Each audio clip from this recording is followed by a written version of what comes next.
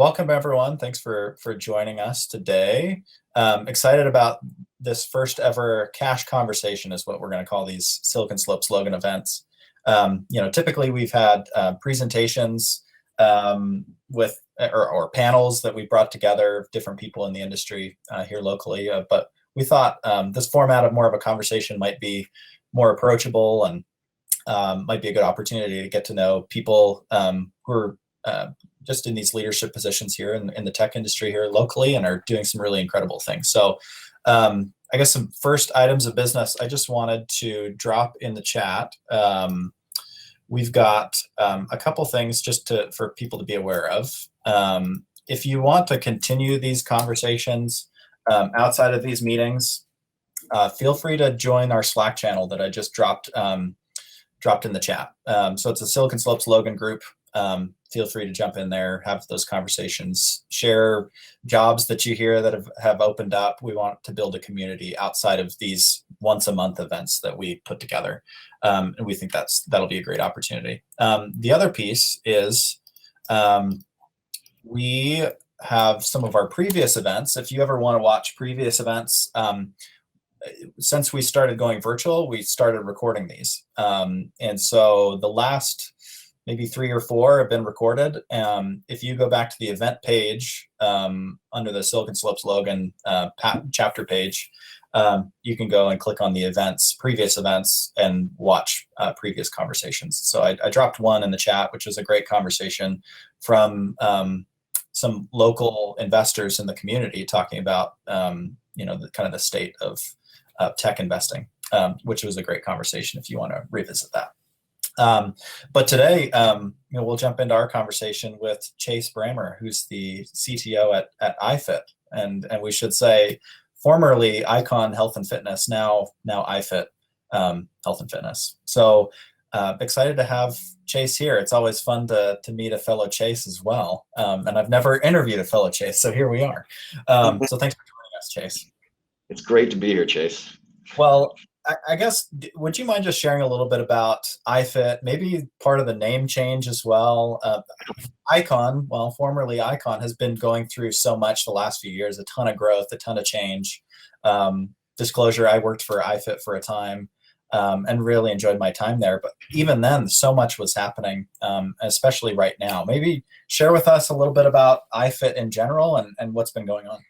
Yeah, so let's maybe start with Icon. Icon is 40-plus-year-old company, and iFIT, really we formed, myself and a guy named Mark Watterson formed the group maybe a decade ago, and really kind of took the business from zero to where we're at today, and grew that and really pushed and transformed Icon into a technology company, and our products into technology consumer products, and that's been a journey, particularly doing it in Logan and doing it in Utah, which is different than doing it in Silicon Valley or New York or Austin, and that's been when you talk about the last few years of high growth, that's really been driven from iFIT, and we really felt like that represented everything that Icon's history has been, as well as kind of driving and connecting all of our different brands.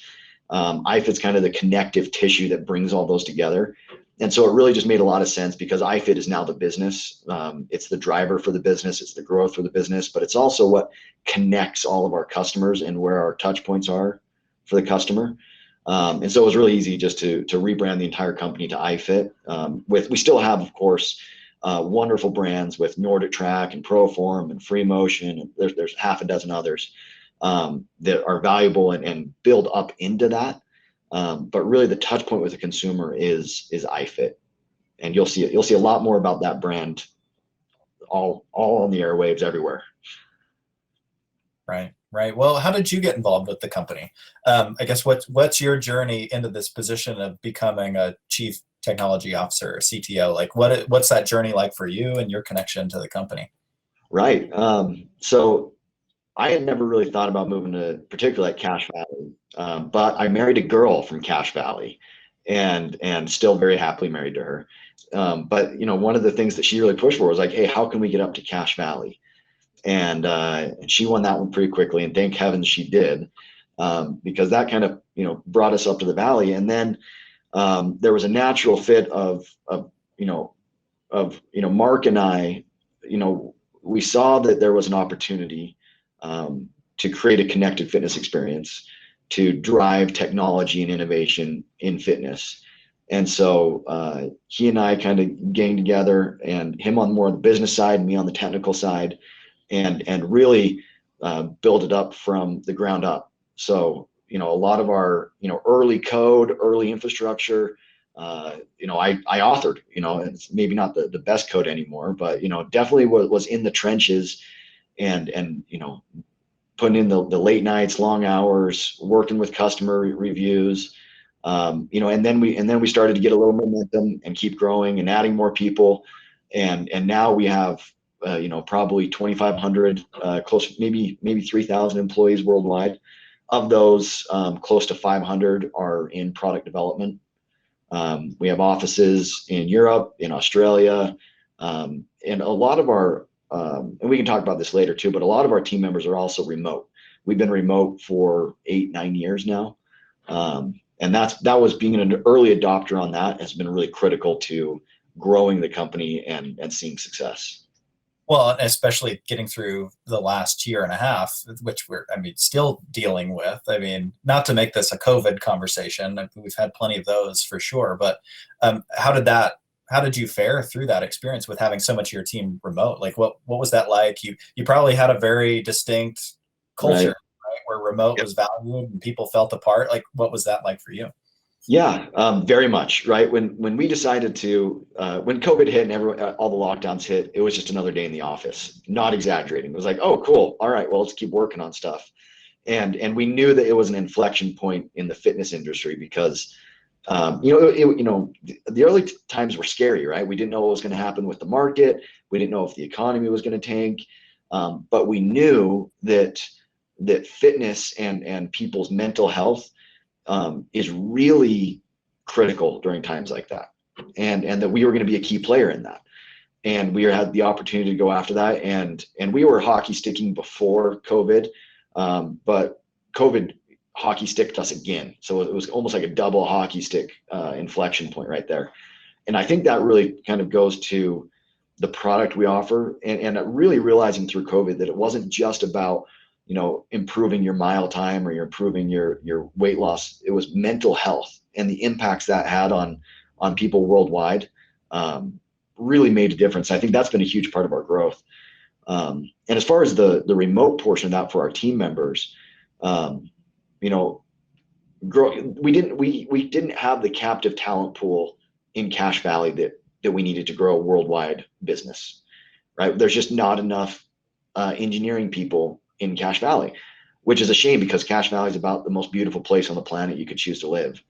And so early on we knew, hey, how do we grow while still keeping our roots? And so, I think it was 2012, 2013, we really said, okay, well, let's start going into remote. And now, I'd say very easily 98, 99% of our engineering staff is remote and domiciled somewhere in the US. But we've added offices recently, so maybe that they're not all domiciled in the US, kind of internationally.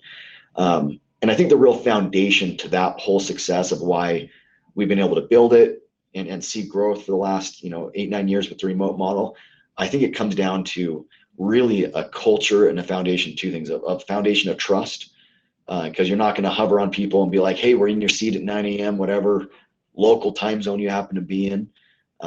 So trusting the team members is really important. And two is having a results driven culture and saying like, hey, like, look, we trust you, but you got to get your stuff done, whether that's being in team meetings, showing up and getting the sprint work done, being responsive when it's needed. And that culture has kind of now been pervasive, and we can see new team members jump in and they hit the ground running. Right. What kind of changing gears a little bit, what are some of the unique challenges that you've seen in building a product in the fitness industry? Like, what do you think are some of the unique challenges that face people who want to work in tech and work in technology? What are some of the challenges that you're facing or that you're seeing or that you've overcome?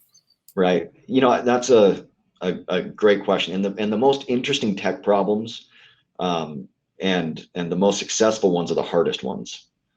And we've always believed that, similar to other companies, that there's a connection between hardware and software, and this mind-body connection with what you're doing, particularly in fitness, and really driving to, not just saying like, hey, we're just gonna throw a downloadable workout or a video or any of these gazelle type videos or anything like that, but rather making them interactive, right? And having the consumers be able to interact with the product, whether it's through having the trainer live control their machines, being able to have progressive workouts, being able to connect to all sorts of different experiences, whether it's on a treadmill, bike. We have 9 different modalities. I think the challenge has been managing that software and hardware marriage, and having thousands of SKUs and getting it to so many consumers and supporting those, and keep pushing that forward. We were the first. We shipped the first Android tablet in the United States. It just happened to be in a piece of fitness equipment. It was on Android 2.2, even before Honeycomb, and they even introduced tablets. But that's kind of pushing that boundary of things that's been the challenge, but also the opportunity. You kind of touched on this, right? This challenge of hardware and software together. What is it about hardware? Is it like specifically that is a challenge? And I just think it's interesting because that's where Icon started, or iFIT started, was in the hardware business, and then developed the software capabilities and expertise. Like, what is it about hardware that you feel like is a challenge? And it seems like a hard space to break into to make really good hardware.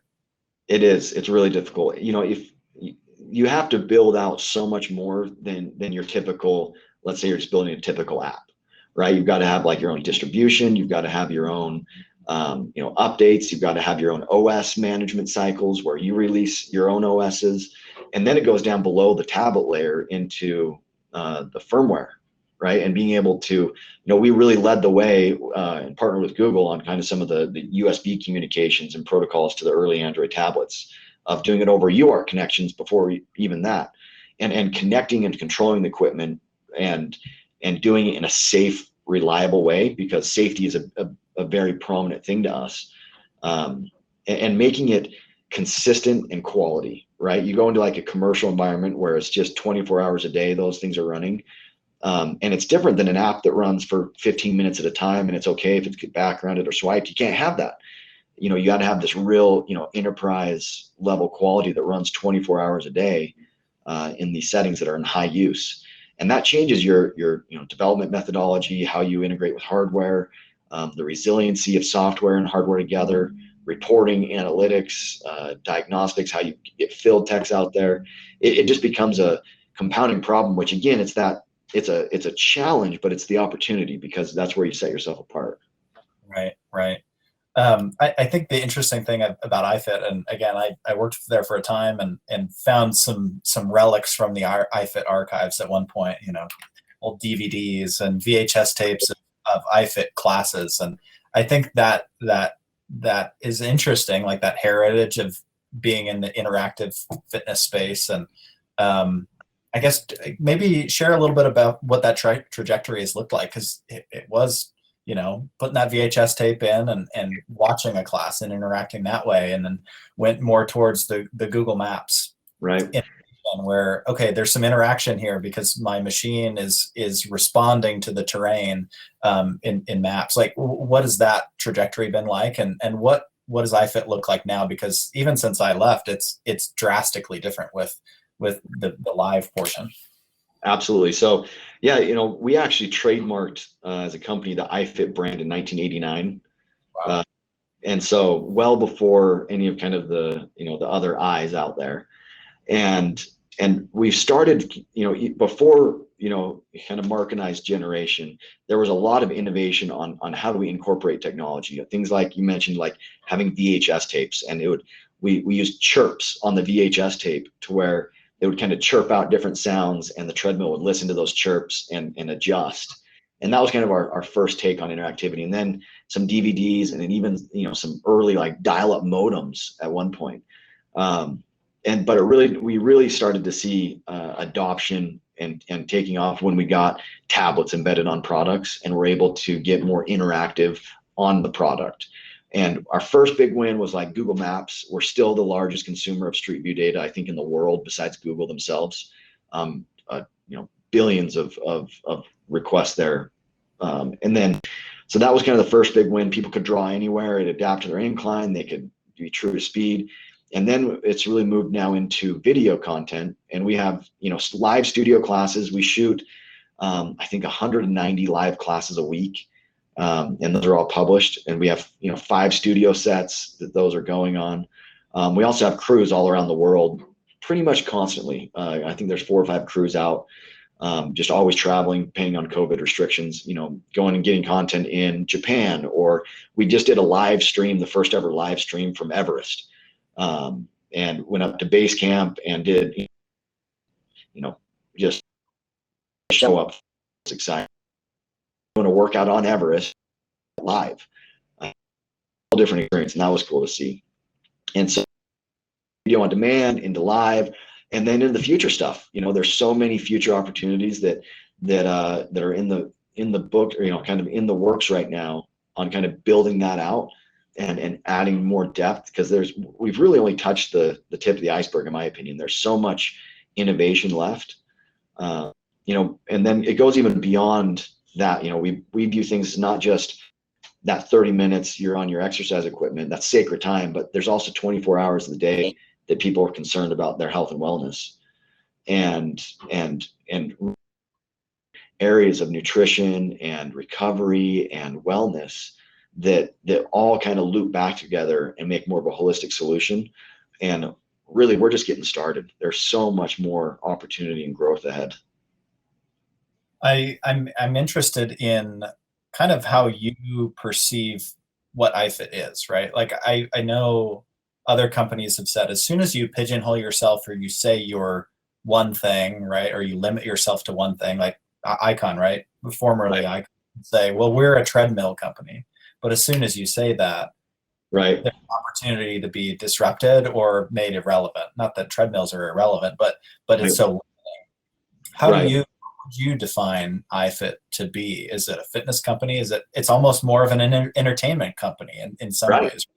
Yeah, where you know, live classes and that you're in the content business. How would you define it? Very much so. Our official company name is iFIT Health and Fitness.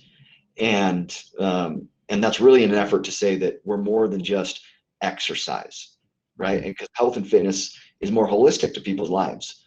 And there's a lot of things that drive into that. There's entertainment, there's gaming, there's trainers, there's social, there's nutrition, and there's all these adjacency categories, you know, but really our mission is to help people improve their health and fitness and achieve their goals. And exercise is one method for that, and we've been very successful there. But there's certainly more areas that we don't want to pigeonhole ourselves into just that. But very much into content. You know, if you look at, you know, we're putting out 200 plus pieces of content a week. You know, that's, you know, I don't know, what, 10 shows, 20 shows of seasons a week.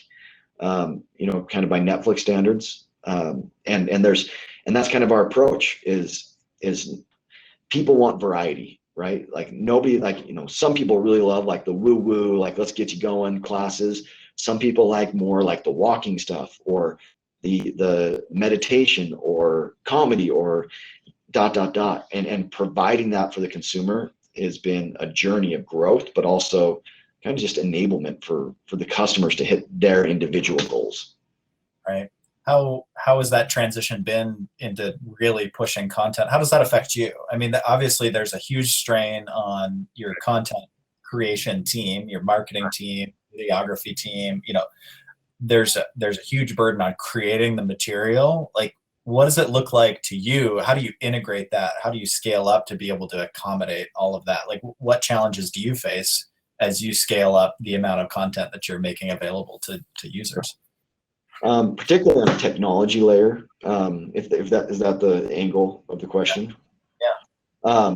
Is content and distribution, right? And so really, we started out with kind of a solution like Brightcove, where it was kind of like an packaged solution that we could leverage up. And then we quickly realized, this is a hit. How can we keep growing that? And so we engineered our own kind of encoding pipelines, transcoding, video packaging, and real time, live streaming stuff, and all of that is engineered really US. And then they have, I think, like 215 CDN edge locations that we push all of that content to, and we utilize that a lot. And I think a hard technical thing is that there's a lot of different variety of people's home connections, of devices, and getting that consistent quality experience is not always easy. And so that's a cat and mouse game, and I foresee it continuing to be, just as technology and homes evolve. Right. Well, I think another interesting piece, kind of continuing that thought and some of our previous thoughts, right? This idea of, what do you define the company to be? Is it technology? Is it wellness? Is it entertainment? Is it all of those things?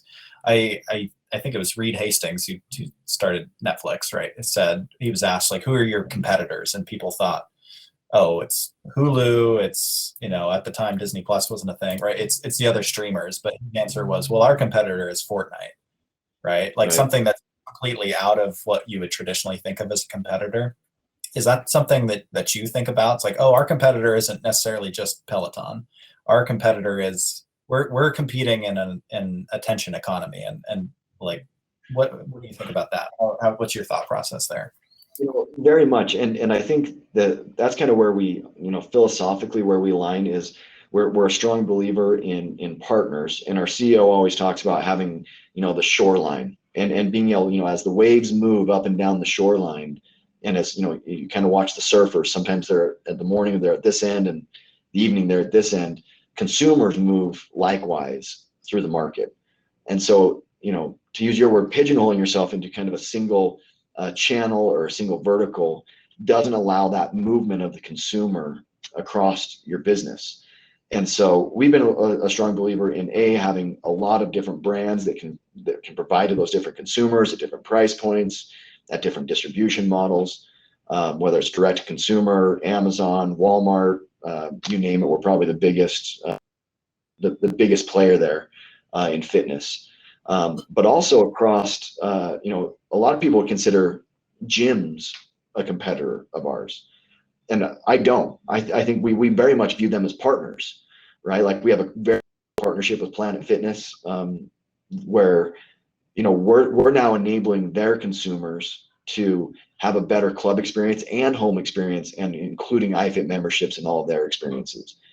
And even our competitors that are traditional, like, equipment manufacturers, are now coming to us and licensing our software and our product and embedding it on their experiences. And so it's widening that shoreline and taking it more of a partner and a platform approach that I think kind of helps view those competitors differently, as not competitors but partners. Right. Well, and it's less about, forcing the consumer to come to you and adapt to you. It's going to them. It's reaching them where they're at, is kind of how I see that, right? You're not pushing everyone to, have the home fitness experience. You realize some people are going to be gym people, or some people are going to want to engage in different ways, and it's reaching them where they're at. It's like you said, with offering the different types of classes, right? Not everyone wants that rah, right. Cycling experience. People are fit in different ways, right? There's not one body type or one way to be fit. And I think that's it's probably an interesting challenge for a company, right? To have to recognize you have so many different types of consumers that want to be fit and want to live a healthy life. And I think that's also part of, our mission is that personalized interactive fitness, right? Of being able to personalize that. So you and I, we have different fitness goals, but also we have different capabilities. You're going to be able to run a lot faster and further than I am. But we still want to be able to get in and do similar programming that's leveled and adaptive to us.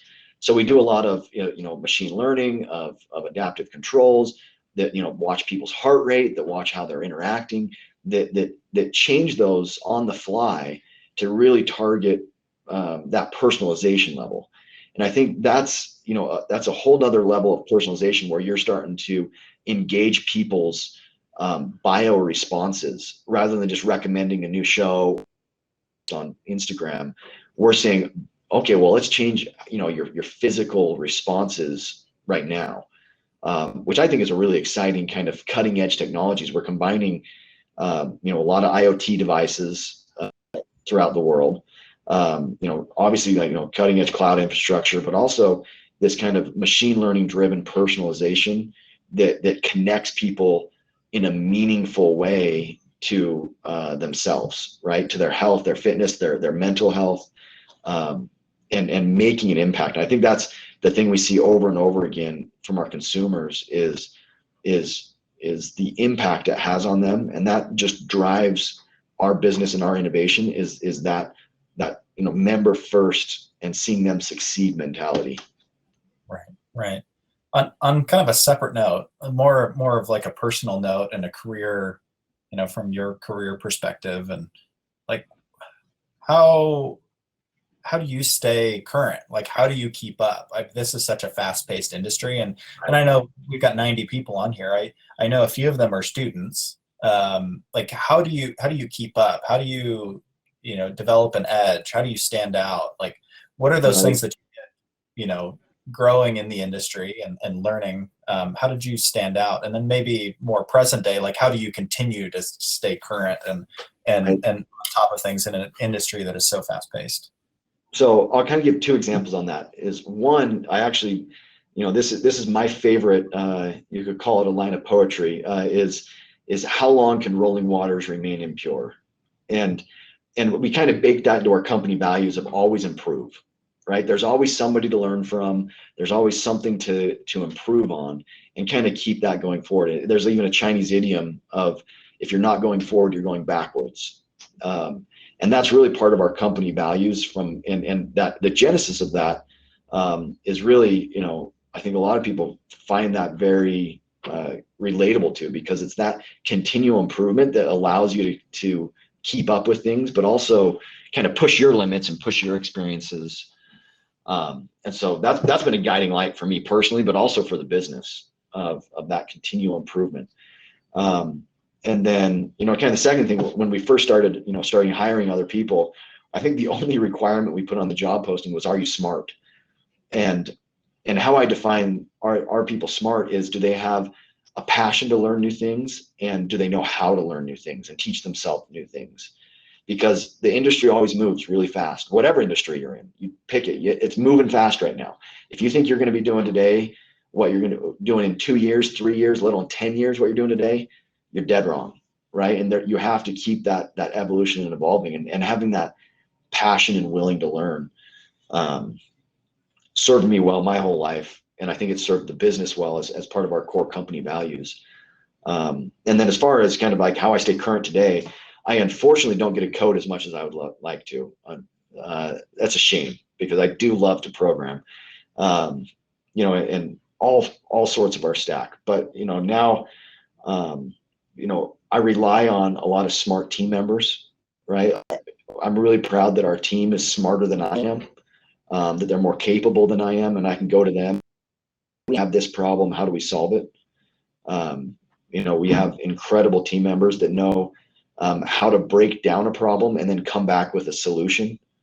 So I'd say the number one thing for me staying current is relying on the intelligence and the smart people we have in our organization.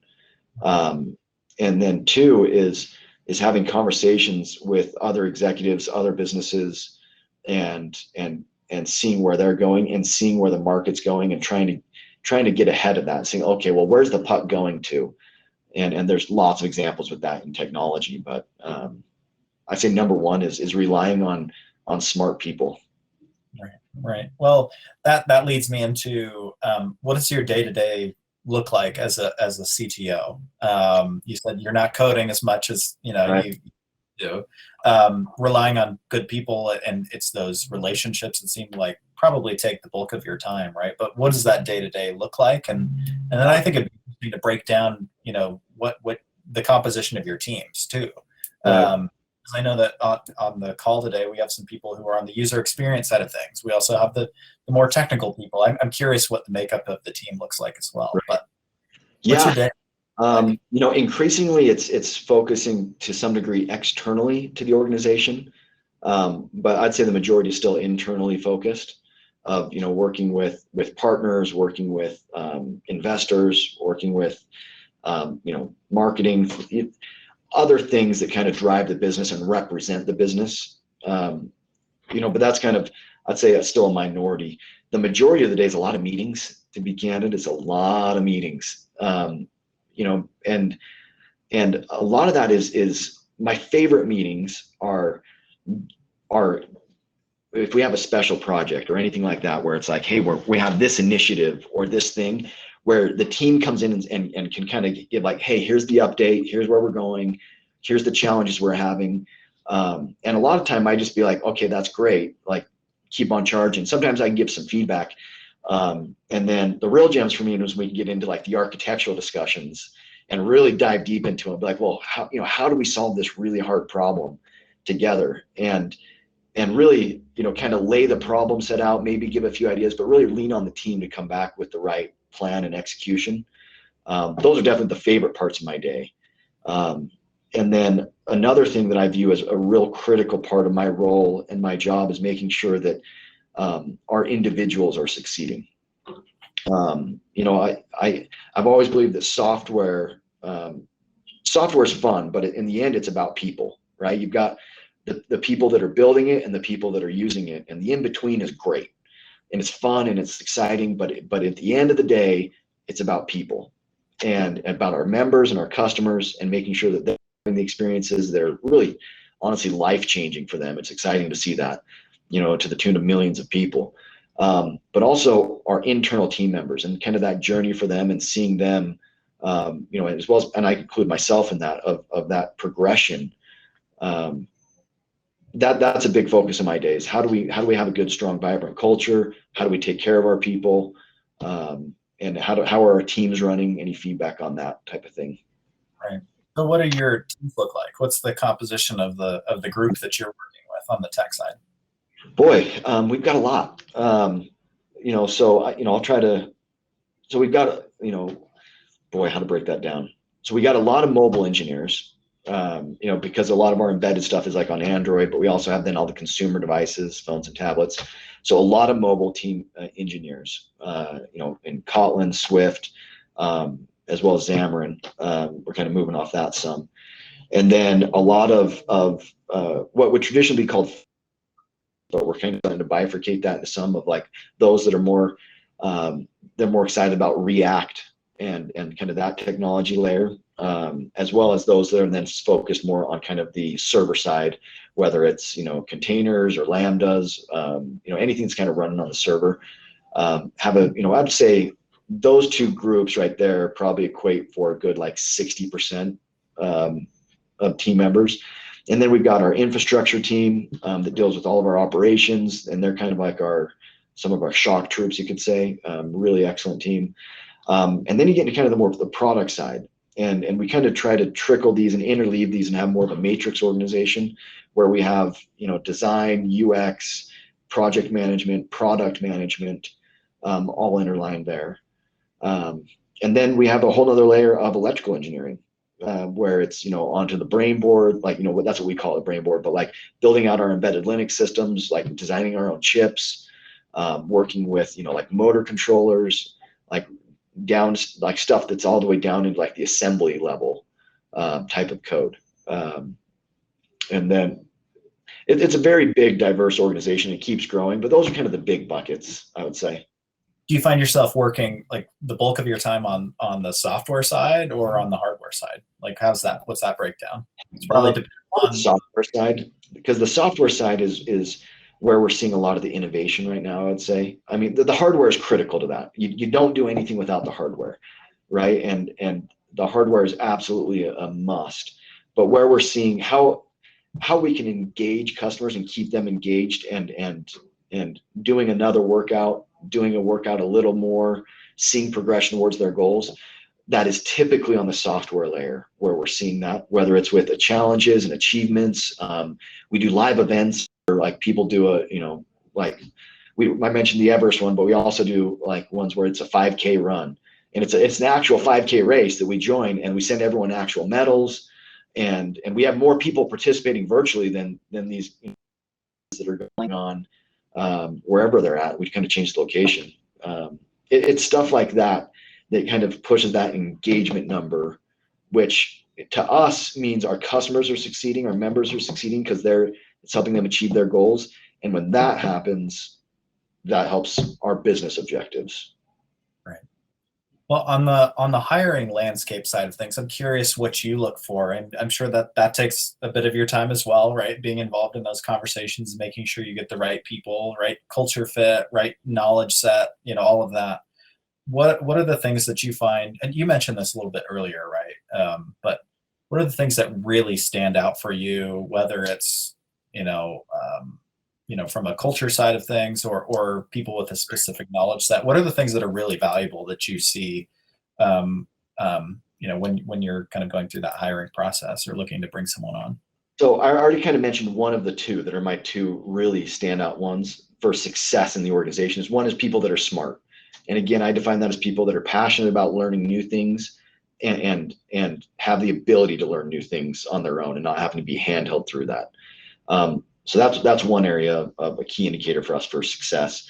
Another is what I call being a multiplier. And that's more of a kind of a cultural fit. Is we really, believe in kind of team ball in this organization, and really lifting up those around the individual, and not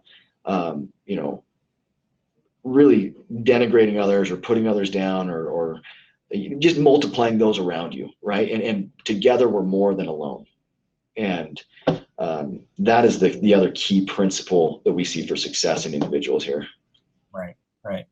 Well, kind of going more towards like to kind of wrap up, I want to leave some time for questions, but you mentioned kind of at the top of this, Logan's tech scene and tech community and the challenges that you've had in hiring people and you've needed to go remote. You have other thoughts on kind of the landscape? It seems like in a lot of ways it's improving. There's more opportunity. You probably have a lot of remote workers here, and that's why we wanted to create the Slack channel, so people could find each other, find their community. If they want to live here and work in this space, we want them to be able to find each other and support each other. What do you think the tech landscape looks like here in Logan, Cache Valley, into the future? As good as it's ever been, and it's only going to get better, right? Like, love Cache Valley, right? Like, I don't want to live anywhere else, right? I think about, these different offices, whether they're on the East or West Coast. It's like, boy, there's nothing better than the mountains and where we sit now, right? We have it so good. And so I think that we're going to start to see a continued reallocation of people from big metropolitan cities into places like Logan, where they can actually, kind of spread out, make more closer connections with their community, have a better cost of living, things like that. I mean, the benefits just keep racking up. And certainly there's some cultural benefits of these other areas, but I think we're going to see continued growth of high paid white collar workers in technology fields going to more remote areas like Cache Valley, and people coming home and being able to stay here. And I think that only helps accelerate where we're at. We have a great, USU has been a great partner. Like I know, like the Allens, they've been long time like CS professors there, and I don't know how many people have gone through their classes, including one of their sons that are part of our organization, that are just, there's a lot of deep roots of technology here, whether it's with iFIT, with some of these other big businesses, USU, that I think there's opportunity, and that creates growth. Right. I think some of those pieces are coming together, not to toot our own horns. I guess that's why this chapter exists, right? Is to promote Logan, promote what we have here. But I think a lot of those pieces, like you said, are kind of coming together, right? You've got established companies like Icon that have a massive technology business. You've got places like Maloof that are building out their own software team, right, within a larger organization. You've got companies like Rent Dynamics that have really, really taken off as well. And then you've got To reference our event last month, right? You've got the investment community that is taking note of tech up here. Obviously Salt Lake, Point of the Mountain, funding hasn't been an issue down there, but we haven't really heard from our tech investors here locally. And so it seems like a lot of those pieces are coming together. Established tech businesses or tech companies, the investment community, fresh ideas coming out of the university and student talent. It seems like there's like you said, there's kind of a turning point, I feel like, and it's better than it's ever been, which is exciting. Yep, totally agree.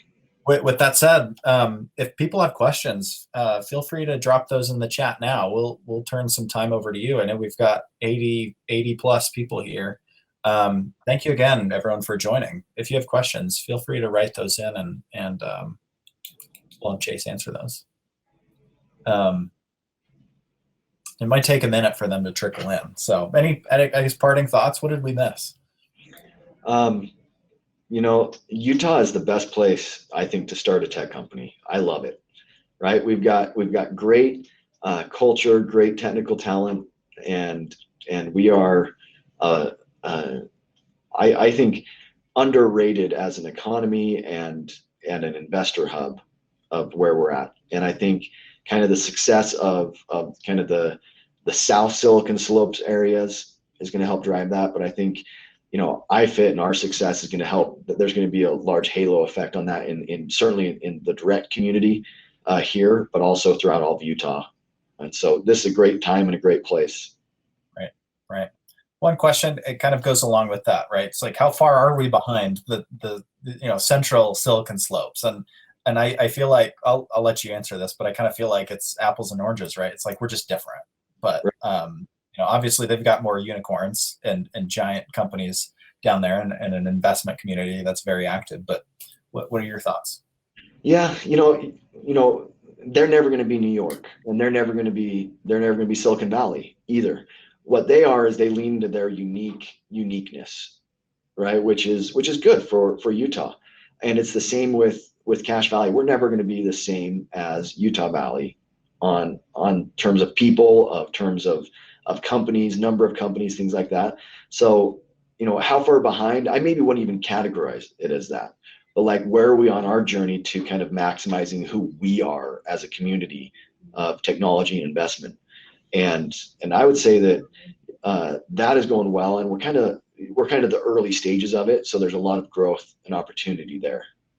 Yeah, I've thought about that too. It's like, who are we? What is the Logan tech community? What's our identity? How are we different? Because in a lot of ways we are. If you look at the makeup of our companies here, it is a lot of hardware, right? It's like, that's kind of, I think we've had a lot of success there, whether it's on robotics and automation or everything that iFIT has been doing for decades at this point. We have EP Systems that just moved here that's developing lithium-ion batteries for vertical takeoff and landing vehicles, right? Like, so I think hardware has kind of been one of those things that we've hung our hats on. It's about like embracing that identity or defining it. And I think that's what we're trying to do here as a chapter is highlight those success stories and maybe help the community recognize who we are, what we have here in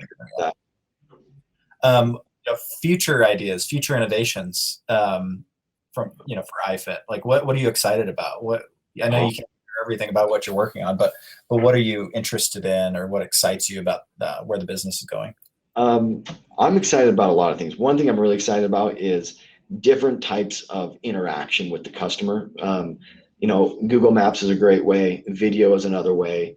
There's other categories that I think are very interesting, like gaming, for example. That's just another form of content. And I think that's really exciting, because then you get to push into what I think is a huge opportunity area for impact on people's life of youth and 18 and under category. So that's an area I'm really excited about.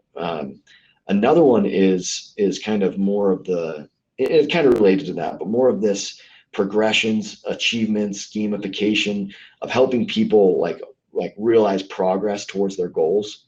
We're going to see a lot around that. And then additional modalities. We just recently acquired a company called Sweat.